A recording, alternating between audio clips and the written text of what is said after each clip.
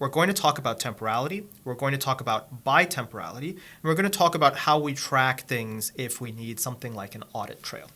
And so, why don't we get started? Here is the scenario. I have a table and it contains some information about user accounts that I have. And so I have 3 users in this particular table, Alice, Bob, and Charlie. And I can select all the users from my table and I can see these are my 3 currently active users. And then at some point in time, in whatever system this represents, one of the users is no longer an active user. That user has their account deleted, they're no longer a customer, whatever the case may be. And so, naively, one thing that I might do is I might just delete that row from the table. And so, if I select from my table, I can see these are my 2 active users, Bob and Charlie.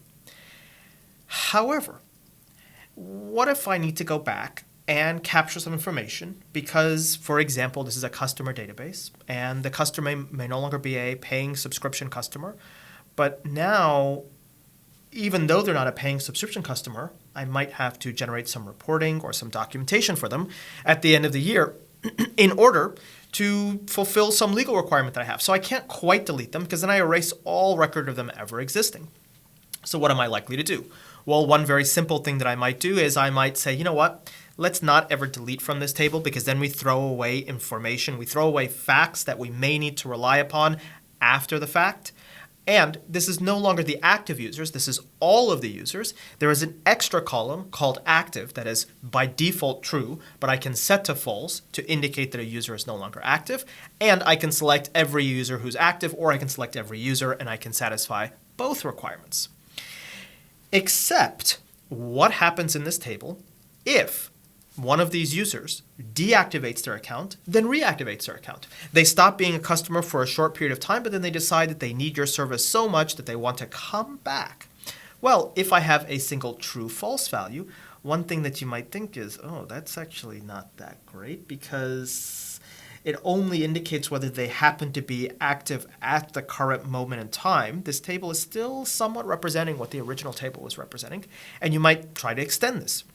You might try to indicate when the user was active and when the user was no longer active. And so, for example, you could set a column to indicate when that user activated their account, when that user deactivated their account, and you might have multiple rows for every period of time in which a user was active in your system. And so then you'd be able to see for Alice, if she happens to reactivate her account, there might be 2 rows for her, one representing the first period in which she was an active user and the second period when she was an active user. And we can again select from this all of the users who happen to be activated after the current time, or either never deactivated or deactivated after the current time. And so we can figure out who our active users are. Now, again, this table no longer represents the active users. It represents some history of all the users. But we could easily create a view, and that view could give us all of our active users. And so it's not too hard for us to maybe operate on this view. And we can preserve a little bit of analytical simplicity here. We can just take a look at this view every time we want to look at the active users. But if we want the historical view, we could look at our historical users. Now, one possible solution that you might be tempted to employ for this is you might say, you know, I've heard of things like event sourcing and command query, such and such and such. And instead of indicating the end state of whether a user was active or not, I'm going to indicate the actions which took me to that state. I'm going to record the actions of the user either activating their account or deactivating their account. And so now my table is going to be a table of actions. It's going to include what the action was. It's going to include which user this was related to, and it's going to include the timestamp when that action occurred. And you can think that here we have our activation and deactivation rows, and we can deactivate Alice, then reactivate Alice, then deactivate Alice again, and we can take a look at what we get. Now, this makes it a little bit tricky for us to figure out what the final state of this system is. We have to do a more significant query in order to figure out, well, who are my currently active users? And the way we might formulate this is a view that's based off of a select statement with a common table expression. We might look for each user's last action and then report that. And so here we can see, we can still take a look at who the active users were. Here this tells us that Alice is deactivated, but she was deactivated as of the second time around, not the first time around, and Bob and Charlie are active users as of some other time. Generally, this sort of event sourcing, this sort of take a series of events and collapse them to a table is not an uncommon thing to do in SQL. It's something which is a little bit hairy to set up analytically. Postgres makes this a little bit easier than some other tools because you can do things like custom aggregations, which we won't have an opportunity to look at right now, but we will look at in a future session. And you get the entire history of what happened in this data source. But I want to show you another problem, and I want to show you how this problem and that problem have some similarities. And what we're really trying to do here is preserve the scope of our analytical vocabulary as part of making use of these tables in a very simplistic fashion. There's one small concept that we're missing. Because if we think about it, here we started with a bunch of verbs, insert, update, delete, and then we remove the delete verb, and then we kind of remove that update verb for just an insert verb, and we're just whittling down our vocabulary to just selects and inserts. And this seems like we're really not making use of what SQL gives us the ability to do. We're just making more and more complicated select statements to avoid having to use the rest of the SQL vocabulary. And there might be something a little bit disappointing about that. There might be something that we could do that could be a little bit better. But let me show you a related problem. Let us say that instead of this being user accounts, this is some data that we've collected in the system. And so we've collected data about some entities with some corresponding values. And we run a report for somebody, and we tell them, if you take a look at the result of this report, you'll see for each entity there are these values. And they then make a business decision based off of this. They say ABC is looking really good. We'll buy, we'll sell, we'll do something that materially impacts our business. And then you get information about ABC, and that information is backdated. You get information that updates the state of this table, like it doubles all the values. And if a user reruns this report, they see different values. Where this can go wrong is, let us say that as of the original state of the table, they made a business decision, and that business decision led to them maybe losing money. They're going to say, well, I lost money. I don't feel good about that. I might not be looking for somebody to blame, but I might be looking for a reason why this happened so I can avoid it. Let me go take a look at the report which led me to make that decision. Well, hold on a second. The report tells me totally different answers. Something is amiss. Anytime you have a data source and that data source allows you to change the data, especially if it allows you to change that data ahistorically, you always have this risk of you cannot regenerate the exact state of a report, and somebody is going to look at a decision and say, why did I make that decision again? And when they look at that decision and the system gives them a different answer, they're going to lose confidence in the system, and they're going to really question, well, what happened here that it told me to make a decision on Friday, that when I came back on Monday and regenerated this report, it told me to do something differently. In general, the solution for both of these problems comes down to understanding what temporality is and how you model temporality in your data store. In the first and second example, you can conceive of these as being situations where there are two temporal times that you want to track. It is the case in the second example that we just have each entity and each time and each value corresponding with that entity. But imagine if this were each entity when we collected that measurement and the data associated with that. Well, if that were the case, we have these two temporalities. We have these two time periods, when an event occurred and when we were aware of that event occurring.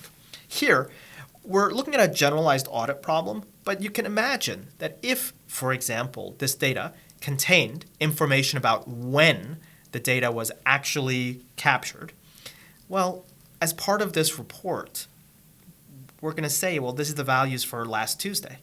And unless those values for last Tuesday are immutable, can never change, as long as there's any possibility that somebody can say, oh, the thing that I told you about that happened last Tuesday actually was a little bit different, we have this risk of our data not modeling these two temporalities. You see this in real-world data all the time. Every month, you hear about some economic report, and in that month, they talk about things like jobless numbers or unemployment or employment numbers. And you commonly hear them say, oh, we revised the numbers for March. And you're like, well, it's already May, and you're revising the numbers for March? They're not going back in time. What they're identifying is sometimes the data as you collect it cannot be collected perfectly, Sometimes that data has limitations to how it's collected, and as a consequence of those limitations, what's going to happen is what you thought was a situation in March no longer is what you believe was a situation in March as you collected more information about what happened in March. And so you start upward revising or downward revising these numbers. And as a consequence, if you ran a report in March and then you ran that same exact report for the data in March in April or May, it's going to give you a different answer. And the reason for this is you didn't model what actually happened at what event together with what you knew at what time. Oftentimes you hear this referred to as bitemporality. Here you're measuring 2 times, when an event occurred and when you were aware of that event occurring, because they do not have to be the same. You can become aware of something significantly after the actual event occurred. And if you don't model either of these, then you have some limitations in your ability to reproduce the state of your database in order to reproduce the state of some report. Let me show you one way we could address this. Within Postgres, there are a couple of different approaches for addressing higher orders of temporality, what you might call full temporality. Because in truth, it's not just those 2 times. If you had an external data source, you have the actual natural time for the event, the stock price on a particular day, plus what the data source knew at what points in time that the data source knew that. There was a jam in the data feed and we didn't update a bunch of stuff. Here's the updated data as it flowed through. And then what you knew about what the external data source knew about the actual natural time. And so you can see that it's possible with some very complex data pipelines that you might have temporality higher than bitemporality. You could have 3 levels of time, 4 levels of time, 5 levels of time in order to reconstruct any state of the data pipeline, any state of the system. But generally, people stick with bitemporality, and there are quite a few ways that we can model this. Because you can think the higher order temporality gets very complicated, and the value proposition is not as high. In Postgres, here's an example of the use of an extension that adds an audit table. What I do is I model my data with my original timestamp. I add a system time column that indicates my knowledge time, when I knew this. And I can call this column whatever I want, but generally I'll call it something like knowledge time, system time, sys date, ref date, something like that. I can create an archive table with the history of my data store, and I can create a trigger where anytime I perform an update to the original table, I then audit I then store away, I warehouse any old values. And with this table, I'm going to insert some values. I'm going to view what the result of those values are. I'm going to sleep for 3 seconds. I'm going to perform an update, and then I'm going to rerun that report. When I do that, I'm going to see that the result changes. But what I can do now with the use of this extension, which you could more or less create yourself, it's not too difficult to put together this functionality. What you can see is I now have, for every row in my database, I have an indication of when that row was active. And this represents a different time than the time when the actual event occurred. And as a consequence, what I can do using my original table and my history table is I can reconstruct the contents of a table at any point in time. And so when somebody comes to me and they say, I reran the report on Monday and it told me don't sell, but when I ran it on Friday, it told me do sell, and I put in my sell order and I lost a bunch of money. What went wrong? I can respond, let's rewind the table state right back to what it was the moment you ran that report. And when we rewind that state, here's what we'll do. We'll see what it told you to do. Okay? It told you to do the thing that it knew to do based on the information it knew. Now, let's see what might have changed between when you ran it then and when you run it now. Oh, look, there's some additional information. Something got updated. Why did it get updated? Oh, one of our vendors gave us some data and they gave us some data late. Maybe we need to go to that vendor and we need to ask them, your SLA is to give us this data live. Why are you giving us this backdated data? Or maybe an event occurred that nobody could have predicted that revised some of this information. You can think this happens all the time. Data collection is incorrect. There is some sort of flaw in some sort of system. There's something that was just not knowable at the time that is discovered later. Whatever the case may be, you could say, look, I'm sorry that there was some money that was lost. I'm sorry that a good decision was made, but it just wasn't the right decision knowing what we know today. But you made the best decision you could have made then. This is what bitemporality is all about. It is a generalized understanding of, can we create this audit trail so we can always reconstitute any past state of our data store? And if we do that, how can we use this in order to make sure that queries are always reproducible, that decisions that are made off of queries can always be retraced, and where we can recover some of the missing vocabulary? Because what you can think is, this history table contains all of the history of all of the state of your database table, which means in that original example where we were dealing with users and we just deleted users to indicate that users were no longer active, well, we could do exactly that with this table. We could just delete a user. And this table could, again, be our very simplistic, very rich vocabulary provided modeling of who are my active users, because we have that history table in the background that tells us, oh, at this point in time, this user is removed. At this point in time, this user is removed. And so bitemporality and these full temporality extensions are a little bit more than just auditing. They really are about taking into account that your tables measure more than just a fact. They also measure how a fact changes over time. And I very much like to use extensions like the one that I'm using here. In the Postgres world, there used to be an extension called temporal tables. There's another extension called periods. Here is a rewriting of one of those extensions in pure SQL. There's a couple of different approaches. In Postgres 15, there may even be built-in support to temporality. In other databases like MariaDB, there's already built-in support for this. Whatever the tool that you use to accomplish this goal is a very powerful thing to have in all of your tables. Anytime you're working with data that is coming from an external source and it is not immutable, make sure you capture at least one time the knowledge time. And if that data itself happens to be some sort of time series, make sure you capture both times, the time for the data and also your knowledge time, so you can always regenerate any previous state. And this gives you the ability to have very simplistic modeling. This table represents everything that's active today, while also being able to rewind that state to any previous time. Now, one thing that you can think is, this is not really a competitive approach to the event sourcing or CQRS approach. And you could do event sourcing with a bitemporal table. It's just that generally when you talk about event streams, you're usually talking about immutable data, but there's no reason why you couldn't do both. There are cases where that event sourcing is very valuable to do, where you really need to know the exact reason why the state changed. And there's other cases where maybe you don't need to do that. And you could always take one of these extensions and add in just the audit trail, like why was that user removed, an extra column to just indicate that. You could always do that. But whereas event sourcing is a very interesting theoretical approach, sometimes it can become very difficult to deal with, pragmatically, just because the tables grow without end, and then you have to figure out how to do checkpoints. Whereas here, you can see that we get many of the benefits of that event sourcing without some of the weight, because our tables actually stay quite small. They stay the size of the active records.